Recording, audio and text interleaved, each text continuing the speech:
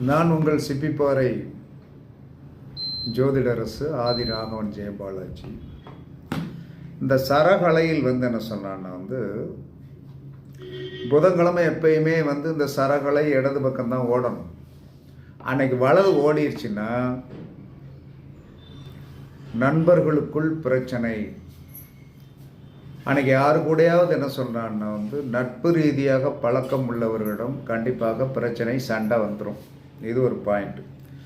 திங்கட்கிழமை இடது பக்கம்தான் சரகலை ஓடணும். அன்னைக்கு நீங்கள் காலையில் எந்திரிக்கும் போது வலது பக்கம் ஓடினால் அன்னைக்கு நாள் ஃபுல்லாகவே மன நிம்மதி என்று சொல்லக்கூடியது இருக்காது. வேலை பார்க்குற இடத்துல பிரச்சனை, தொந்தரவு, தலைவலி, இந்த மாதிரி ஐட்டங்கள் ஃபுல்லாகவே வந்துடும்.